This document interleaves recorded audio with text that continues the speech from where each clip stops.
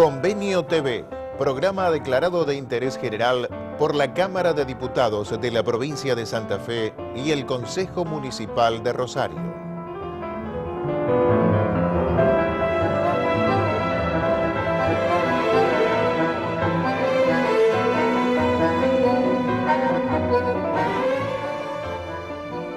Si algo no te agrada, quítale el único poder que tienes, tu atención.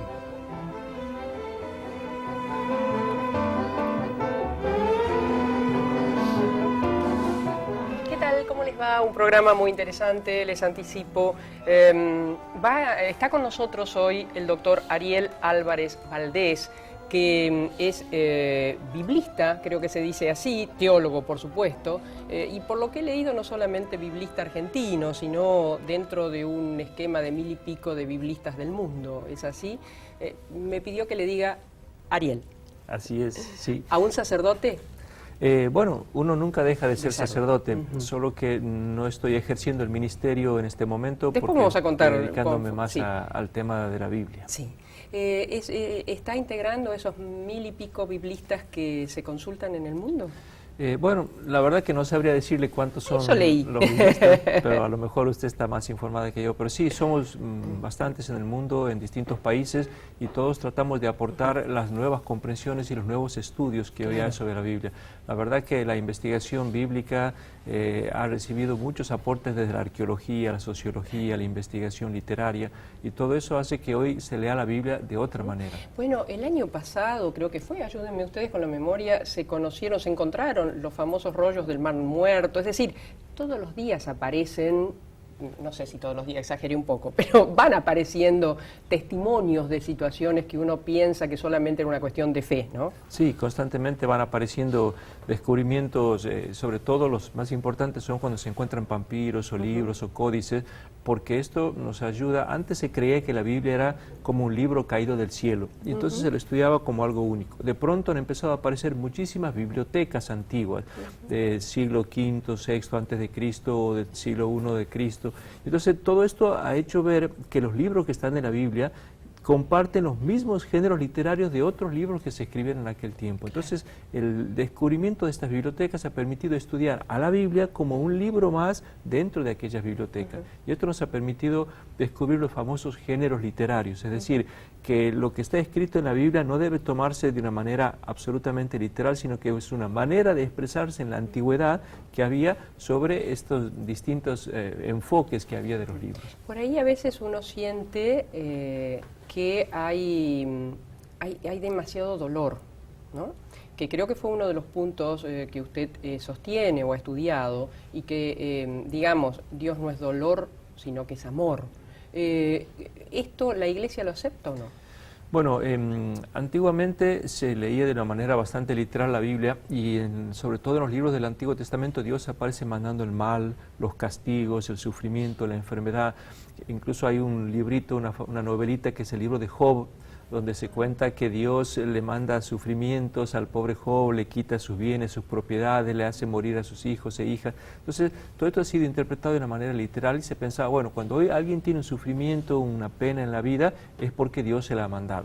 Pero hoy hemos hecho otra lectura y hemos descubierto, bueno, esta es la manera de pensar antes de la venida de Jesús. Cuando viene Jesús, Jesús nos dice que Dios jamás puede castigar a nadie, ni al peor de los pecadores Dios lo puede castigar. Y creer en los castigos de Dios es una falta de respeto a Dios. Jesús nos ha contado la famosa parábola del hijo pródigo, ese hijo que se porta mal, se va de la casa, y cuando viene Dios le da un abrazo, que el padre lo recibe, le hace una fiesta, no lo castiga. Entonces hoy decir que Dios castiga es no haber entendido el mensaje de Jesús. Ariel, leí algo que me impactó, ¿no? Por allí, que usted dice que si Jesús hubiese terminado su vida viejito, igual hubiese hecho todo lo que hizo por nosotros y sembrado todo lo que sembró, si no hubiese, sin pasar por la cruz, y eso que es desgarrador, es tremendo, ¿no? Claro, no solamente si hubiera llegado viejito, el plan de Dios era que Jesús no muriera en la cruz. Nosotros decimos que Dios lo mandó a Jesús para que muriera en la cruz. ¿Usted como mamá mandaría a su hijo para que se lo matara? No, muy bien. ¿Cómo Dios, que es más amoroso que cualquier padre humano, va a mandar a su hijo para que se lo maten. O sea, a Jesús le pasó la regla de cualquier ser viviente. Así es, yo suelo decir que lo que le pasó a Jesús fue un accidente laboral.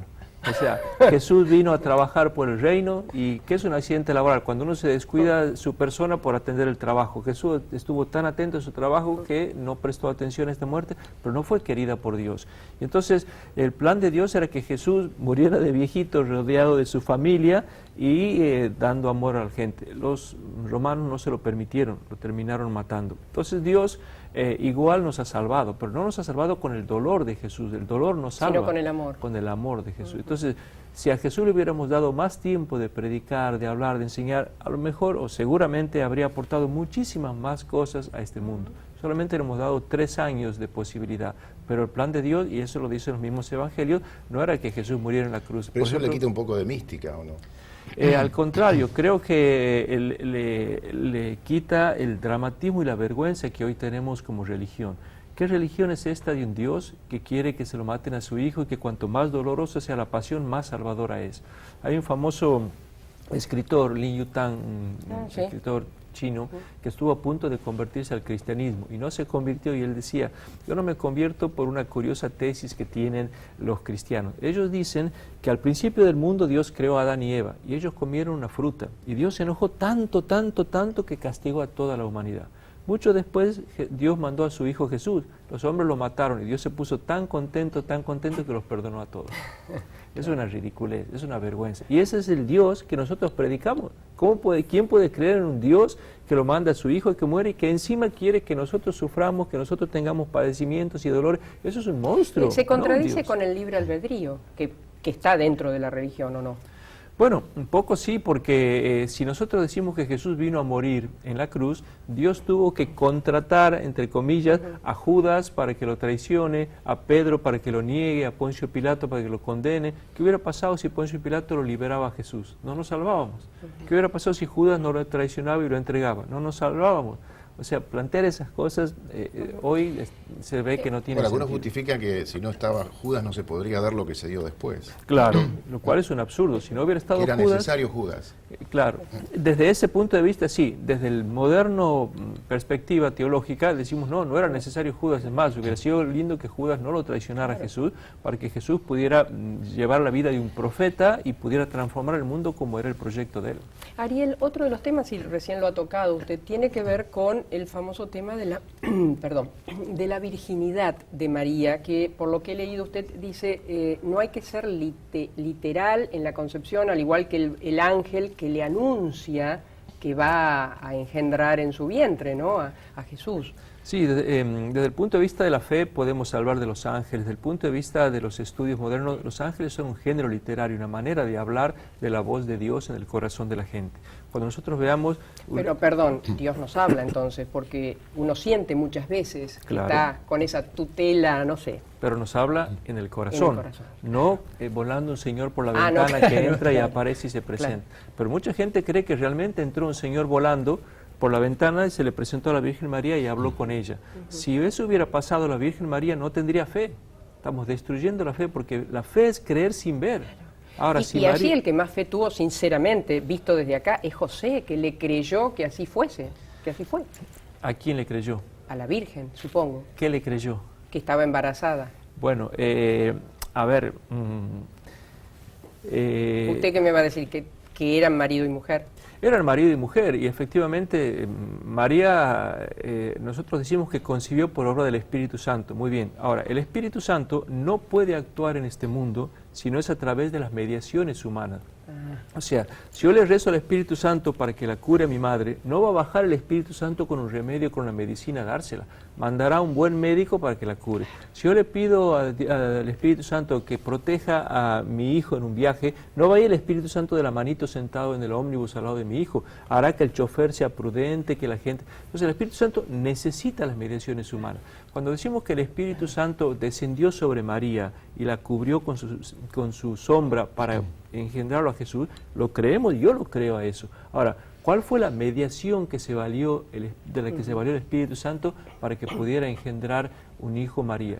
Si decimos que fue San José, no hay ningún problema, no afecta en nada a la divinidad de Jesús. Es más, ya El cardenal Ratzinger, que después fue el Papa Sí. Benedicto XVI, en un librito muy lindo que escribió en el año 75, llamado Introducción al Cristianismo, ahí él decía, y mire, estamos hablando de Ratzinger, que si Jesús fuera hijo de José y María, no afectaría en nada a la divinidad de Jesús, porque digamos, la parte divina de Jesús la pone Dios desde arriba, independientemente de la parte humana. Claro. Entonces, ya sea que José y María hayan puesto la parte humana, sigue siendo hijo de Dios, enviado de Dios. Y no para traerlo a algo un poquitito más cercano, sin que sea Jesús, ¿no? Podría ser un santo que nació de su papá, de su mamá, tuvo una vida, a veces una vida inclusive lo que se llama en pecado, y después ocurrió algo que se entregó, sintió o estuvo a la altura de Dios. ¿Interpreto bien o no? En el caso de Jesús. No, digo, tal vez algo en esto que usted acaba de decir, tal vez lo más parecido sea el de un santo que nace de un papá, de una mamá. Claro, lo que pasa es que nosotros decimos que creemos como dogma de fe que Jesús es verdadero Dios y verdadero hombre. Ahora, cuando hablamos de que es verdadero Dios, nadie tiene problema. Pero cuando empezamos a ver la parte humana de Jesús, ahí empezamos a hacernos problemas. Que no nació así, que no fue así, que no murió así, que tuvo tal cosa. No. Es que nosotros también lo ponemos con el concepto sexual del siglo XX, digamos, de Occidente o de este momento. Claro, ese es el tema. Y está muy bien hacerlo. El problema es que tenemos deformada la figura de Jesús. Si Jesús es verdadero hombre, tiene que haber nacido como cualquier hombre. Decimos, por ejemplo, que cuando Jesús nació, hablamos de la famosa virginidad de María durante el parto, que Jesús salió de ella sin tocar nada, sin romper nada de ella. Ahora, ¿ustedes conocen a algún chico del barrio que nazca así? No. No, ¿verdad? Entonces, ¿cómo Jesús, si es verdadero hombre, va a salir de María sin tocar nada, sin romper nada? Bueno, en ese camino, digamos, ¿no? Era Ana, ¿cuál era? La que tuvo un bebé ya cuando no podía, que era tan grande, ya Jesús nacido. Isabel. Isabel. Bueno, digo, parece por lo que cuentan que lo tuvo normal y sin embargo fue la intersección de Jesús en esto, ¿no? No, bueno, ahí también nos cuenta el Evangelio de Lucas que... No le pegó una. Bueno, pero está bastante aproximada, que no es poco. Que fue también el ángel Gabriel el que habló con Zacarías, que era el marido de ella, y le dijo que aunque era estéril y anciana, su mujer iba a quedar embarazada. O sea, también fue una concepción milagrosa, digamos así. Sí, hay muchos casos en la Biblia. Sansón fue concebido milagrosamente, también Abraham tuvo un hijo milagrosamente porque su mujer Sara no podía concebir y era anciana. O sea, hay muchos casos así.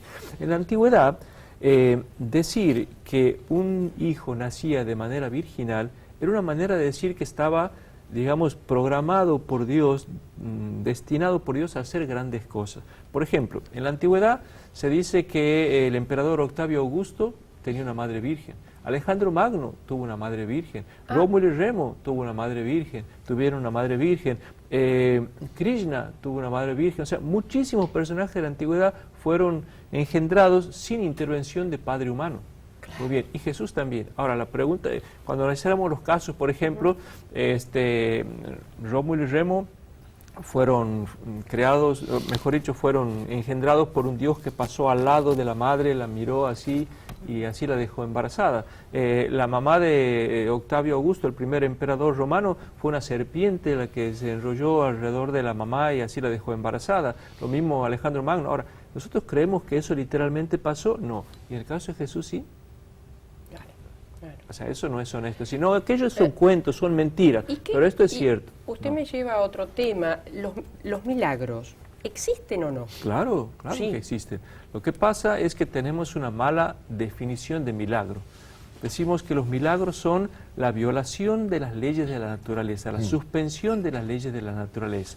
Por ejemplo, yo tengo estos anteojos y si los suelto hay una ley de la naturaleza que es la ley de gravedad, se va a caer. Ahora, si nosotros rezamos, yo lo suelto y empieza a subir, bueno, aquí se ha violado una ley de la naturaleza. Y lo mismo pasa con una enfermedad. Esta persona está enferma y según las leyes de la biología o de la medicina se tiene que morir en un mes. Bueno, al día siguiente aparece completamente sana, ha violado las leyes de la naturaleza. Eso consideramos nosotros milagro. Ahora, la pregunta que tenemos que hacernos es, ¿quién conoce todas las leyes de la naturaleza para decir que aquí se han violado? Entonces, muchas cosas que antes no tenían explicación, hoy están teniendo explicación. Entonces, estamos con una mala definición de milagro. Los milagros existen, por supuesto, pero ningún milagro viola las leyes de la naturaleza, porque como nadie las conoce a las leyes de la naturaleza, por ejemplo, se cuenta que San Juan Bosco, cuando celebraba misa y levantaba la hostia así en la misa, se levantaba en el aire. La gente dice que se agachaba así para mirarlo cómo se le elevaba él en el aire, ¿no? Hoy sabemos que este fenómeno es un fenómeno natural que se llama levitación, que puede producirse. Hay gente que le aparecen los estigmas. Bueno, ya se lo iba a preguntar lo del Padre Claro, Pío y y la bilocación. bilocación. Claro, eran cosas que antes se creía. Bilocación, perdón, es estar en dos partes alejadas a la vez. Sí. Se creía que estas cosas, digamos, se debían a una intervención sobrenatural de Dios. Hoy sabemos que son cosas que ocurren naturalmente. La mente humana es la que genera estas llagas. Es la que genera, que es, por ejemplo, una úlcera en el estómago. ¿Qué es? Una lastimadura que a uno le sale, ¿por qué? Por problemas mentales, porque está nervioso, le sale una llaga en el estómago. Cuando nosotros andamos nerviosos, tensionados, nos sale sarpullido, erupciones en la piel. Cuando uno va al dermatólogo, lo primero que le preguntan es, ¿anda usted estresado, nervioso? Y eso es lo que pasa. Muy bien, la mente tiene un poder muy grande sobre el cuerpo. Entonces, gente que todo el día quiere vivir la pasión de Jesús, experimentar, sentir lo que a Jesús le ha pasado, termina generando estas cosas. Por lo tanto, los estigmas no lo provoca Dios. Si Dios mandara los estigmas, Dios sería un monstruo, porque los estigmas duelen muchísimo. Imagínense, a veces tenemos un lastimadito chiquito, lo que nos duele. Tener un agujero en la mano es terriblemente doloroso, y Dios puede mandar eso. Si Dios manda eso, es un monstruo, es un mal Dios. No puede venir de Dios. Hoy sabemos que los estigmas los provoca la propia mente humana. Por eso los estigmas son a gusto del consumidor. ¿Qué quiere decir eso? Que según el cuadrito que yo tenía en mi casa del Jesús crucificado, aparecen los estigmas. Hay gente que tiene el estigma redondo porque el Jesús que tenía en el cuadro de su casa tenía los clavos redondos. Hay gente que tiene los estigmas en forma de media luna porque el Cristo tenía... O hay gente que tiene el cuadrado porque el Cristo... ¿Cómo era el del Padre Pío? ¿Tiene idea? No lo sé. Pero no sé si usted sabía que cuando el Padre Pío murió, en el segundo que murió le desaparecieron los estigmas. Eso lo leí. ¿Quién lo estaba provocando? Su mente. En un minuto, sé que usted no se mueve de allí. En un minutito seguimos con Ariel Álvarez Valdés, el doctor Ariel Álvarez Valdés. Y ya ahora vamos a ir a la charla que ha dado esta semana. Usted sabe que esto es un falso vivo, ¿no? Hoy es jueves. Usted lo va a ver a esto el domingo. Ya va a haber pasado las 3 conferencias que vino a dar acá a Rosario sobre la vida oculta de Jesús de Nazaret. Y le agradezco mucho a Mauricio Giusti, que está a cargo de la Fundación en Rosario, que se hayan acercado hoy. Enseguida volvemos.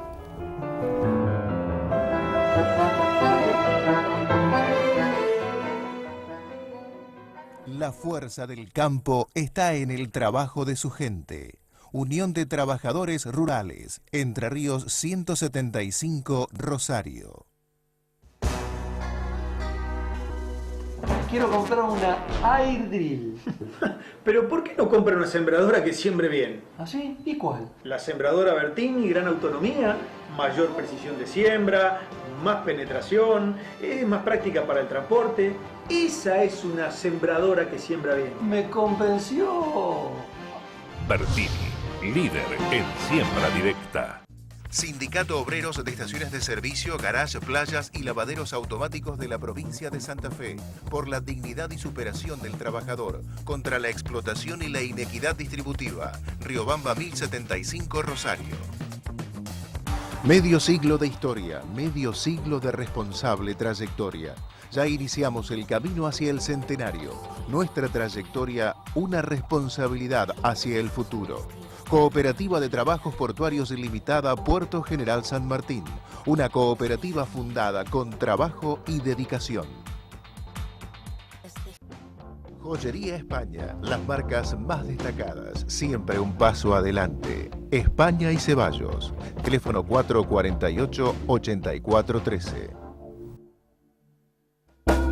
Sindicato del Personal de Obras Sanitarias Rosario, San Luis 2145, teléfono 530-3350 Rosario y filiales en la provincia de Santa Fe. La voluntad puesta en marcha.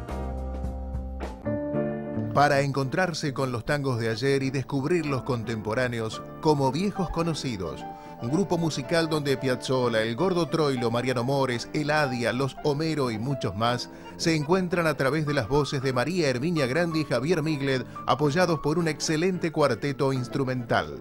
Como viejos conocidos. Para contrataciones 0341 156 18 79 93. Mail grandemariaherminia@gmail.com.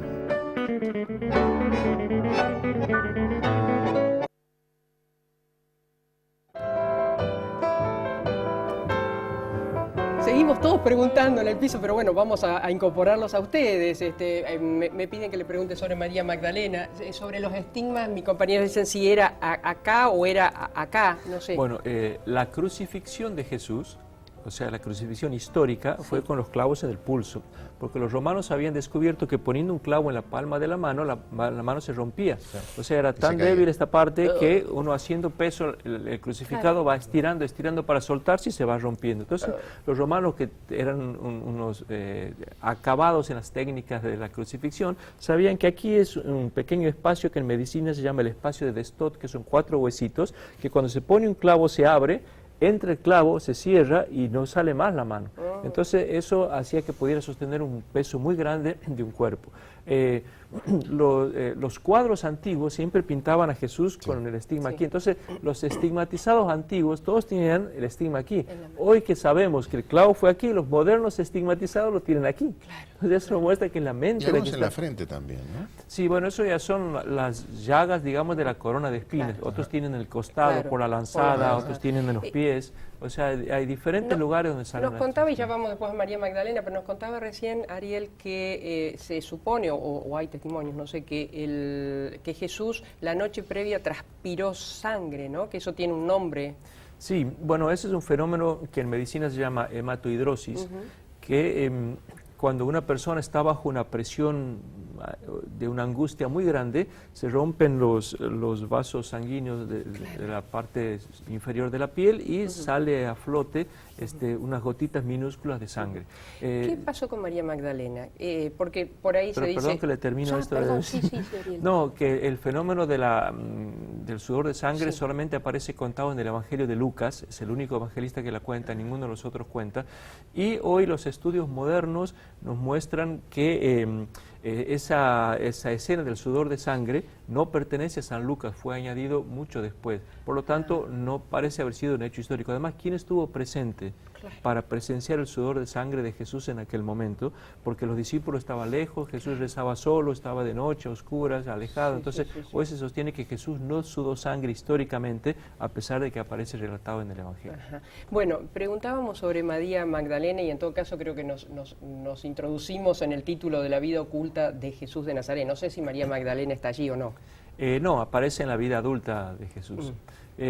María Magdalena se ha hecho todo un circo con la figura de ella a raíz del libro de Dan Brown, el famoso Código da Vinci, y se ha puesto que ella es casada con Jesús, que era su pareja, su mujer, pero todos son inventos, digamos, de una novela. A mí me llama la atención y me lleva a preguntarme qué clase de lectores tenemos. Dan Brown escribe una novela.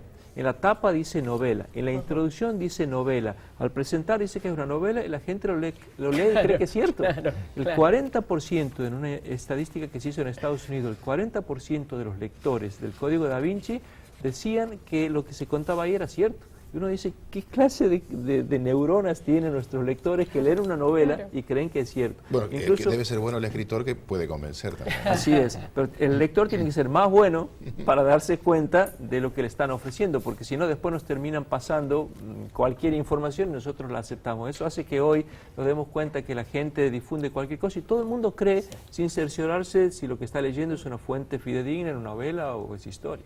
¿Y qué pasó en la niñez de Jesús?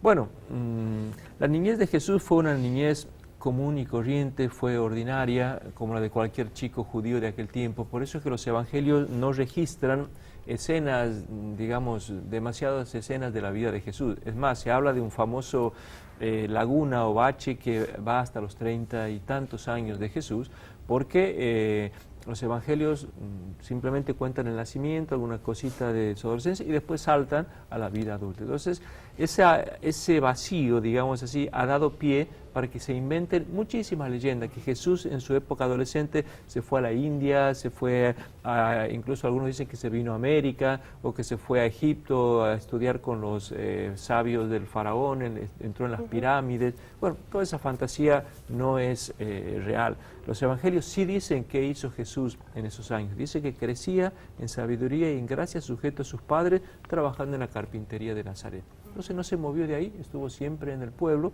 y entonces para saber cómo fue la vida de Jesús en esa época, basta con estudiar qué hacía un chico, un adolescente judío en aquel tiempo, para saber qué hizo Jesús en aquel tiempo. José muere, su papá, ¿muere en vida de Jesús?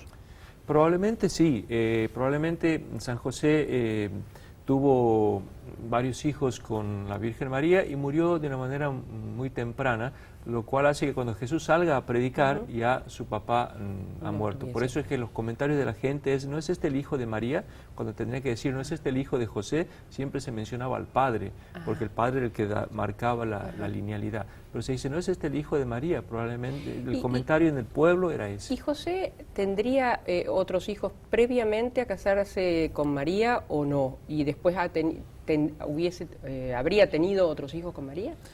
Bueno, hay una leyenda que ha sido conservada en un evangelio apócrifo que se llama el Protoevangelio de Santiago, que dice que San José era viudo y que se casó en un segundo matrimonio después de enviudar con la Virgen María. Entonces trajo los hijos de su primer matrimonio a la casa de María, y estos son los famosos hermanos de Jesús, que en realidad son medio hermanos, o sea, hermanos por parte de San José, pero esta leyenda, como digo, que ha entrado a ciertas iglesias por los evangelios apócrifos, hoy no es creíble ni es aceptada por ningún estudioso serio, digamos. No hay ningún fundamento bíblico que autorice a creer que San José hubiera estado casado antes. Más, el relato del casamiento de José y María que cuenta San Mateo da a entender que se estaban casando por primera vez los dos. ¿Existe algún documento secreto, algo que se esconde bajo muchas llaves en el Vaticano, en algún lugar? No, no existe ningún documento secreto que... Primero que... O algún papiro en este caso, ¿no? Sí, ni papiro, ni códice, ni libro. Es curioso que hace unos años salió una famosa película llamada Estigma, y esta película hablaba de un evangelio secreto, que es el evangelio de Tomás, que ahí en este evangelio Jesús dice... levanta una piedra y ahí encontrarás a Dios, toma un madero y ahí abajo de él estará. Y entonces la película decía, ven, este evangelio dice que Dios está en todas partes. Si llegamos a darlo a conocer, ¿qué hacemos con las iglesias? ¿Qué hacemos con los templos donde decimos que Dios está ahí? Esto va a ser la ruina de la iglesia. Esto va a ser Entonces se lo mantenía en secreto.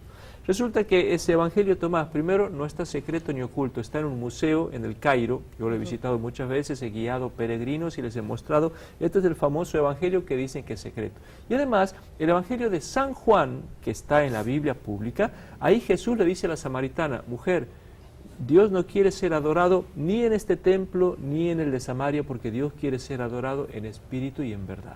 O sea, nunca va a la iglesia a tener miedo que se diga estas cosas, porque siempre la iglesia ha enseñado que Dios no habita en ningún templo. Es más... Pero atiende en Buenos Aires, eso sí. Atiende en Buenos Aires y un poquito en Santiago. Claro, Santiago del Estero es lo más maravilloso que hay. Ya vamos a ir a eso.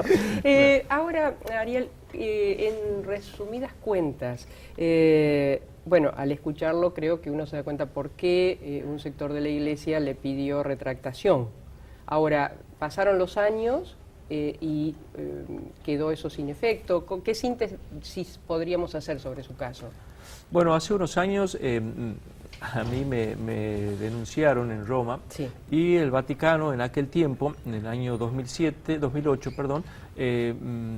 primero me quisieron obligar a que me retractara de las cosas que yo decía. Yo me defendí diciendo que nada de lo que yo decía era un error, que me mostraran dónde estaban los errores. Y del Vaticano, por una carta firmada por el cardenal Bertone, tengo el reconocimiento de que me dice, usted no tiene ningún error, todo lo que dice es correcto. El problema es que usted lo divulga a la gente y esto puede causar escándalo. Fue en 1997 comenzó todo este proceso, duró 12 años, y después de 12 años, en el 2008, me terminaron sancionando a mí y prohibiendo enseñar. pero solamente porque escandalizaba, no porque tuviera errores. Es más, la carta del obispo que me manda con el fundamento de la sanción decía, porque usted causa perplejidad a la gente, no porque tenía errores. Así que nada de lo que yo digo, jamás nadie ha podido demostrar que lo que yo diga tenga ningún error. Supongo que en aquella época Jesús debe haber... Efectivamente. Y eso es lo que yo me defendía diciendo, causar perplejidad, ¿es ¿no? bueno o es malo? Jesús causaba perplejidad. Bueno, ahora el Papa Francisco causa perplejidad. Eso le iba a decir, me parece que el Papa Francisco... El Papa Benedicto causaba perplejidad, claro, muchas veces dijo cosas que causó mucho malestar. Depende de quién lo escuche. Muchos curas el domingo dicen cosas que causan perplejidad. Y yo, por hablar de Adán y Eva, voy a ser más grave en mi caso y me prohibieron enseñar, hablar, escribir, publicar. La verdad que fue una sanción durísima, que gracias a Dios ahora ya ha sido levantada por parte del Vaticano. Lo invito, pero vamos a seguir charlando de estos temas. Quedó cortita la vida oculta de Jesús de Nazaret, pero vamos para allá y siempre recibimos a nuestros invitados con algo que tal vez les guste, no sabemos. Criollita santiagueña, morena linda, por ti cantan los changos, vidalita santiagueña. Por ti cantan los changos, su vidalita santiagueña. Bueno, porque le damos un aplauso a Santiago. No sé si esto es bueno o es malo para usted, pero ayer estuvimos hablando largo y tendido con su mamá. ¿Quién nos dio? No sé si es bueno o es malo, entonces. Bueno, sí. Ha desmistificado lo del santiagueño, ¿no? Porque ha trabajado mucho este caballero, ¿no? Sí. Pero trabajo cuando estoy fuera de Santiago. En Santiago duermo la siesta. Duerme la siesta, lo bien que hace. O sea, que ahora no encuentro todo lo que tenía, pero ya lo voy a encontrar. Donde su mamá nos cuenta, acá lo encontré, que viene de una familia, Ariel, de juristas, ¿no? Y hay una anécdota que permítame contarla al público, hermosísima, de su abuela, María Luisa Stabile, que fue la primera doctora en jurisprudencia que tuvo la Argentina. Fue alumna de Alfredo Palacios y su mamá nos contó algo hermosísimo. Pareciera que, claro, hay que poner como está haciendo Ariel cada cosa en su lugar y en su época, porque si yo no hago esta aclaración van a decir, ¿cómo? Alfredo Palacio hacía esto. ¿Saben qué? Se recibió con un 10, pero para que le pusiera un 10 a Alfredo Palacio no puso su nombre, María Luisa, solo firmó Stabile, porque parece ser que en aquel momento Alfredo Palacio no era muy partidario de que las mujeres se recibiesen. ¿Es así? Así es, esa anécdota la he escuchado en mi familia, yo también, sí. Sí, parece que él pensaba que las mujeres tendrían que estar en la casa, en el hogar, y cuando las veía ir a estudiar en la universidad, pensaba que no se merecían estar ahí y no las beneficiaba con una buena nota. Entonces a mi abuela le advirtieron que no pusiera su nombre y solo el apellido, y así pudo sacar una buena nota. Buenísimo. Bueno, y me cuentan también que su papá nació acá en Rosario. Mi padre es rosarino, sí. Y sí, que contaba su mamá ayer que fue un doctor, un señor, con todas las de la letra, hasta que alguien sacaba el tema de Newell's Old Boy. Y ahí perdía toda la compostura, ¿no? A favor. Sí. Era un fanático de Newell's Old Boy, sí. Y en Santiago del Estero lo siguió siendo y seguía viendo los partidos de fútbol y todo allá. Rector de la Universidad de Santiago del Estero, ¿no? Sí. ¿Cuántos hermanos ha tenido Ariel? Nosotros somos 5 varones, yo soy el mayor y otros 4 y todos vivimos en Santiago del Estero, así que por suerte. ¿Y a qué se han dedicado sus hermanos? Uno es abogado, el otro es doctor en ciencias económicas, otro es ingeniero químico, otro trabaja en el diario local, así que cada uno está en un lugar ahí. ¿Qué le llevó a usted Algunos dicen fue un llamado de Dios, no sé cómo es el caso por el cual usted se hizo sacerdote. Siempre me ha atraído esto de poder aportarle a la gente algo más allá de lo que tenían ellos, y me he criado siempre en un ambiente muy religioso y desde chico he tenido esta inclinación hacia el sacerdocio, y la verdad que hubiera seguido como ministro sacerdote si no hubiera habido esta sanción que me impusieron, que bueno, a mí en realidad me prohibieron enseñar, y fui yo el que voluntariamente renuncié al sacerdocio. Yo le dije al obispo que si me prohibían enseñar, yo no quería seguir siendo sacerdote, porque yo sabía que yo iba a enseñar, porque es más fuerte, es mi vocación, y como yo le iba a desobedecer a él, si él me prohibía enseñar, yo sabía que le iba a desobedecer porque yo iba a enseñar, yo renunciaba para poder enseñar libremente, claro, y no faltarle respeto ni a él ni a la iglesia. Claro. ¿Sigue siendo absolutamente creyente? Claro que sí, y ahora soy más creyente que antes, y amo a la iglesia más que antes, porque es como que un poco desde un costado, no digo de afuera porque en ningún momento he dejado la iglesia, he dejado la jerarquía, pero no la iglesia. Sigo siendo parte de la iglesia, sigo trabajando por ella, dando mi vida por ella, y la amo más que antes porque es como que la veo, ahora la veo más débil, la conozco más, la veo con más ternura, con más cariño, y cuanto más estoy aportando, es como que le tengo más paciencia y admiración a esta iglesia. ¿Y esa visión que es cuestionada, siempre la tuvo y cuándo apareció? Bueno, yo he ido haciendo un progreso en mis estudios. Cuando yo terminé como sacerdote, creía las cosas que nos habían enseñado a todos los seminaristas, que eran las cosas tradicionales. Pero poco a poco, primero me mandaron a estudiar a Oriente, a Jerusalén, ahí estuve 3 años, después me mandaron a España, y en las universidades católicas fui descubriendo otras cosas, otra manera de interpretar la Biblia, y esto es lo curioso, que todo lo que yo enseño y digo lo aprendí en universidades católicas, con profesores católicos, con libros católicos, y la Iglesia Católica no me deja decirlo. O sea, cuando lo he aprendido aquí mismo. Entonces, yo cuando propongo estas cosas, yo no pretendo que la gente acepte lo que digo. Cada uno puede pensar lo que quiera. Lo que pretendo es que lo que yo digo tenga carta de ciudadanía en la iglesia. O sea, también se pueda decir, porque ninguna de estas cosas son dogmas de fe.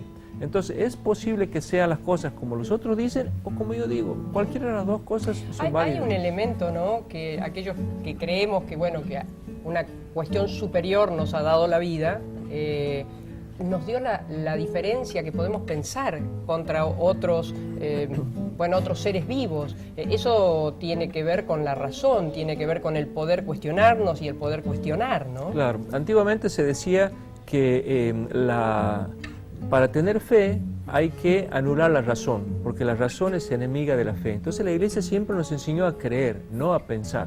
Y cuando había un conflicto, había que inhibir la razón. Hoy decimos al revés, para que la fe sea sana, tiene que ser una fe racional, una fe lógica, porque Dios no puede haberme dado una inteligencia, una razón, revelarme cosas en la Biblia y después pedirme que yo no piense.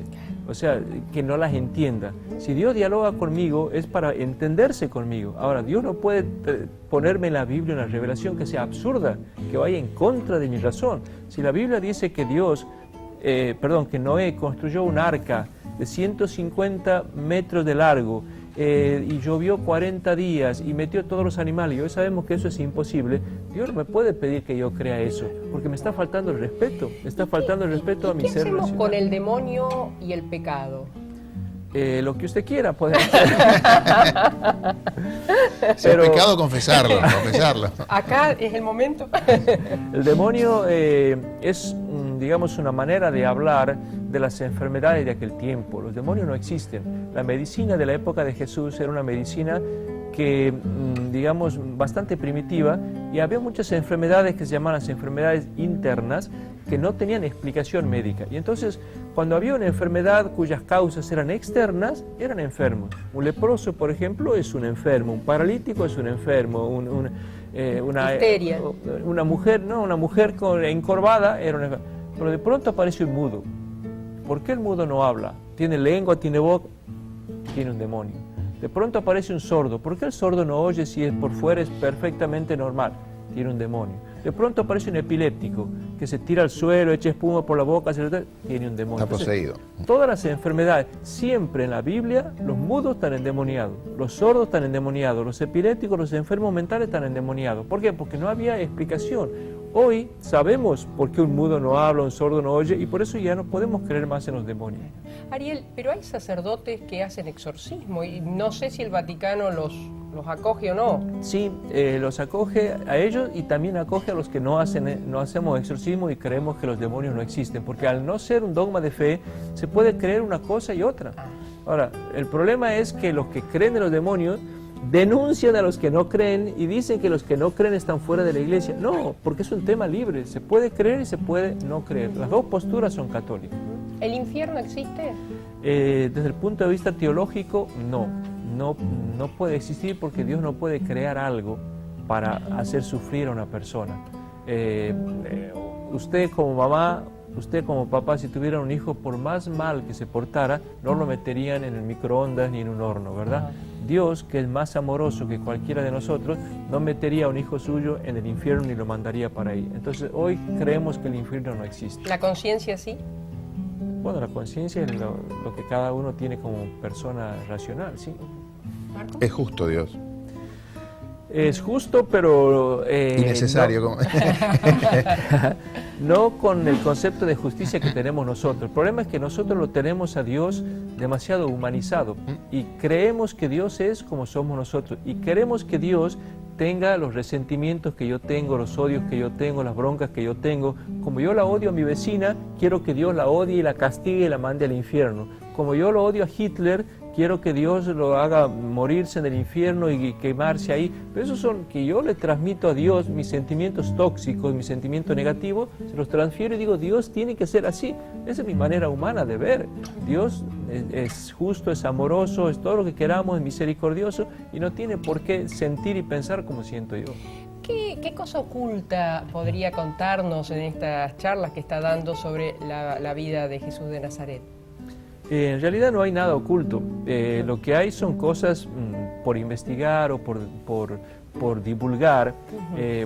Yo he usado la palabra vida oculta para titular este curso simplemente porque es la manera normal en que se refieren estos años de Jesús. Uno abre cualquier manual de estudio, lo que sea, y pone la vida oculta de Jesús. Entonces yo para referirme a este periodo uso esa palabra. Pero oculto no hay nada. O sea, son años normales, comunes, y Jesús hizo lo que hacía a la luz cualquier joven. ¿Y se sabe en cuál fue el momento clave de la aparición de Jesús a su rol de Hijo de Dios? Bueno, sí, se sabe, y lo vamos a decir en un futuro curso que vamos a dar aquí el año que viene. Bueno, titúlenlo algo. Bueno, Jesús tuvo un despertar religioso progresivo.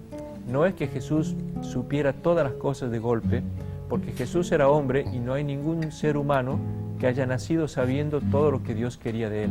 Nosotros descubrimos nuestra vocación gradualmente. Cuando tengo 20 años pienso una cosa, a los 30 descubro que quiero dedicarme a otra, a los 40, a los 50, a Jesús le pasó lo mismo. Entonces él fue, al principio trabajó muchos años en su taller de artesano, en la carpintería, porque pensaba que Dios le pedía eso. Y un día, escuchándolo a Juan el Bautista, ahí se le despierta abrió la vocación, la cabeza, claro, y descubrió que Dios le pedía otra cosa, y ahí abandonó su taller, su carpintería, y se puso a seguirlo a Juan el Bautista, y después formó el movimiento que nosotros vamos a llamar cristiano. Vamos a una pequeña pausa, pero ¿sigue tocando el piano? Usted sabe todas mis intimidades, ¿Vio? averiguado todo. su madre porota. Sí, Nos causó mucha gracia, le cuento, ¿no? Porque la mamá del doctor se llama María Luisa Mercedes Josefina Castiglioni. Dice, pero todo esto es porota. Así es. Sí. ¿Sigue tocando el piano? Sigo tocando ¿Sí? el piano. ¿Clásico es su preferido? Sí, clásico es lo preferido para mí. Bueno, en un minutito volvemos con el doctor Ariel Álvarez Valdés.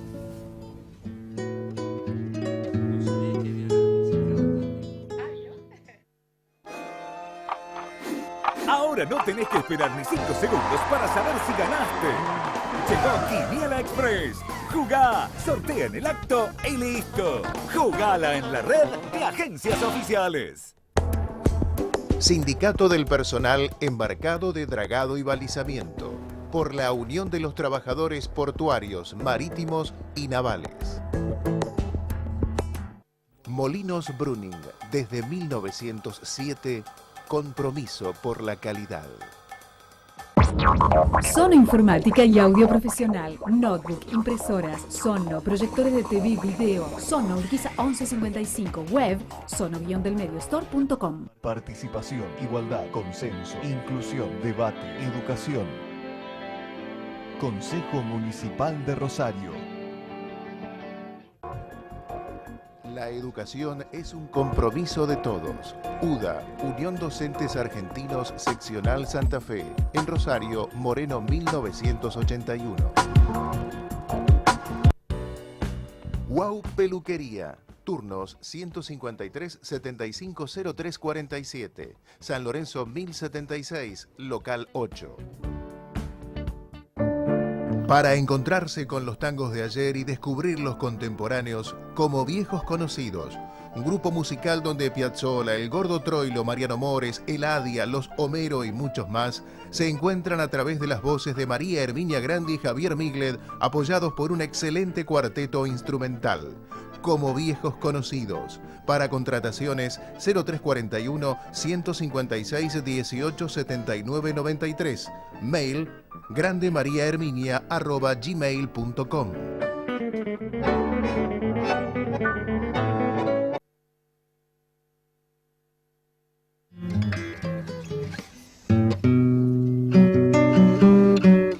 Bueno, saben que me viste si supieras, vida mía, así que esto es precioso, es ser una tuniquita de tramanda, así que muchas gracias. Bueno, seguimos hablando con Ariel, biblista argentino, que preside una fundación que se llama... Se llama Fundación para el Diálogo entre la Ciencia y la Fe. Ajá. La cortamos diciendo Fundación Diálogo, claro, pero lo que pretende precisamente es mostrar cómo la fe, para ser una fe madura, tiene que entrar en diálogo con todas las ciencias modernas, con la astronomía, con la biología, con la física, con la química, porque nunca la ciencia puede contradecir a la fe. Y si hay una contradicción es porque la fe está planteando mal las cosas, porque la ciencia viene de Dios, la fe viene de Dios y Dios no puede contradecirse. Por eso invitamos a este diálogo. Hay varias, bueno, acá en Rosario hay una sede, pero hay varias inclusive en Chile, me llama la atención, ¿no? Sí, la sede central está en Santiago del Estero, pero tenemos subsede también en Neuquén, tenemos aquí en Rosario, estamos viendo para abrir en Córdoba y después en Chile también tenemos en varias ciudades de Chile, en unas 10 ciudades de Chile tenemos subsedes también, porque desde hace muchos años voy siempre ahí en los meses de mayo y junio a dar cursos bíblicos en muchas ciudades de Chile. Y como decía el Vaticano, ¿queda perpleja la gente cuando lo escucha? Sí, pero es más la gente que sale contenta que la gente que sale mal. O sea, es imposible que cuando uno tiene 100, 200, 300 personas adelante, no haya alguno que le caiga mal las cosas o que se moleste. Eso es lógico, nomás hasta a Jesús le pasaba eso. Entonces, no se puede impedir que alguna persona... Pero lo que sí yo siempre contemplo es que la inmensa mayoría de la gente que asiste a los cursos sale contenta, sale afianzada en su fe, sale fortalecida, por eso regresa cuando hay otro curso, cuando hay otra charla. Y a propósito del Vaticano, ¿cuál es su relación con Bergoglio? Sé que lo conocía previamente o que, bueno, llegó su caso a Bergoglio cuando todavía era nuestro cardenal, ¿no? Sí, cuando yo tuve mi problema con el obispo de Santiago del Estero, conversé con Monseñor Bergoglio, le llevé a él toda la información de todo este proceso que había sufrido. Él en aquel momento me dio su apoyo y ahora, bueno, desde el Vaticano me mandó una carta diciéndome que en Roma ya no tenían ningún proceso conmigo y que estaba toda la situación aclarada. La verdad que todo se centraba en definitiva en el tema de Adán y Eva. Y a mí el Vaticano en aquel momento cuando me sancionaron me pedían que yo dijera que Adán y Eva habían existido históricamente, que eran personajes reales. Y esa fue mi negativa. Yo dije que decir eso iba a ser mi muerte académica. Yo nunca más iba a poder en una universidad enseñar y dar clases si yo afirmaba eso. Entonces, como yo no quise afirmar eso y retractarme de haber dicho que era una figura simbólica, me sancionaron. ¿Y la barba de Jesús? La barba. ¿Existió? ¿Tenía barba? Y ¿Qué se sabe? Probablemente en Oriente toda la gente se dejaba la barba y Jesús era un judío más de aquel tiempo en su vestimenta, en su forma exterior, en su manera de comer, de hablar y de todo, así que seguramente que sí. Me he sorprendido con lo de la barba, no se me hubiera ocurrido. Sí, porque hay algunas imágenes que después, bueno, trascendieron, que no sé si son ciertas, que no lo presentan con barba, ¿no? Que un poco también es el aspecto del revolucionario, ¿no? Ah, claro. No, en realidad era el aspecto de cualquier persona normal de aquel tiempo. Después en nuestra sociedad más occidentalizada ha surgido la costumbre de afeitarse y la persona que tenga barba era la que representaba un poco la ruptura social. Claro. Pero en la época de Jesús era lo normal. Y a propósito que tocamos el tema del Papa, ¿este Papa se sale de la norma, de las moldes que la Iglesia traía? ¿Cómo lo está viendo? Bueno, para mí es un hombre extraordinario, está haciendo cosas fantásticas, ojalá que tenga tiempo y salud y fuerzas para llevar adelante todos los proyectos que tiene, porque está abriendo las puertas a mucha gente que habíamos dejado afuera, a las mujeres que ahora se ha creado una comisión para ver si pueden ser diáconos o sacerdotes también, a los homosexuales, a los divorciados vueltos a casar, a tanta gente que nosotros habíamos dejado al margen porque decíamos que no reflejaban la moral cristiana o la práctica cristiana. Hoy nuestra práctica es la práctica del amor, eso es lo que nos identifica como cristianos. Lo demás son circunstancias en las que cada uno hace lo que puede dentro de lo que su vida y su naturaleza y su sociedad le permite. Pero el Papa Francisco en eso ha dado un paso enorme, abriendo las puertas de la Iglesia a mucha gente. Usted sabe que a veces he estado tentado en pensar que casi fue un milagro que lo eligiesen, ¿no? En el sentido, digo, bueno, se ve que allí justamente en la casa de Dios habrá puesto su mano porque la Iglesia venía muy mal. Sí. Y venía derrapando, digamos, en sus valores, en un montón de cosas que, bueno, él está poniendo a la luz, ¿no? Así es, sí, el mismo Papa Benedicto XVI cuando renunció dijo que renunciaba porque se le había escapado un poco la Iglesia de las manos. O sea, se habían ventilado una serie de documentos que él no quería, se habían filtrado datos, ya no controlaba muchas cosas, la Iglesia estaba tocando fondo. Y Ariel, nos quedan 2 minutos de programa y 2 últimas preguntas. Uno, ¿qué encuentra usted en Dios y qué encuentra usted en la Biblia? En Dios encuentro una manera de tener sentido a lo que uno hace. Creo que nunca vamos a poder saber mientras estemos en este mundo si Dios existe o no existe. El que cree hace bien y el que no cree también a su manera hará bien, seguramente lo pensará. Pero hay gente que dice, yo no tengo fe que existe. Y le digo, bueno, eso es una fe también, porque para creer que no existe hay que creer que no existe, por lo tanto tengo fe. Así que el que tiene fe que existe y el que dice que no existe, los dos tienen fe. Solo que la fe en un Dios que existe, el Dios que uno pone en la cabeza, que es un Dios de amor, es un Dios de perdón, de misericordia, nos vuelve a nosotros de esa manera. Uno siempre trata de imitar al Dios que ha metido en la cabeza. Entonces, cuando tenemos un Dios de amor, uno trata de volverse más amoroso. Por eso, en ese sentido, la fe cumple un programa muy importante. ¿Y en la Biblia, sintéticamente? Y la Biblia creo que es un libro que tiene una energía muy grande y una fuerza enorme. Yo conozco mucha gente que nunca se va a dormir por las noches si antes no ha leído un pedacito del Evangelio. Usted no sabe cómo se duerme de distinto. Cuando uno, lo último que ha metido en la cabeza es una buena noticia, en vez de irse a dormir con las malas noticias, de los problemas, de las peleas, de las discusiones que va a tener, de lo que le espera al día siguiente, se va a dormir con una buena noticia. Hay gente que cada vez que tiene que salir a la calle o enfrentar un problema, lee un pedacito de la Biblia. Uno se reviste de una fortaleza, yo creo que tiene una energía secreta, una fuerza secreta, pero no porque sea esotérica o nada, sino porque tiene un potencial que bien explotado a nosotros nos puede llenar de mucha más empuje e ímpetu que el que tenemos diariamente. La Biblia, el libro de las buenas noticias, qué buena definición. Muy bien, le agradezco muchísimo, le agradecemos a Ariel que haya estado con nosotros y sabemos que por la calidad y la calidez de nuestro entrevistado a usted le ha gustado este programa, así que con todos mis compañeros los estamos esperando el próximo domingo aquí a las 18:30 en Somos Rosario. Gracias, hasta entonces.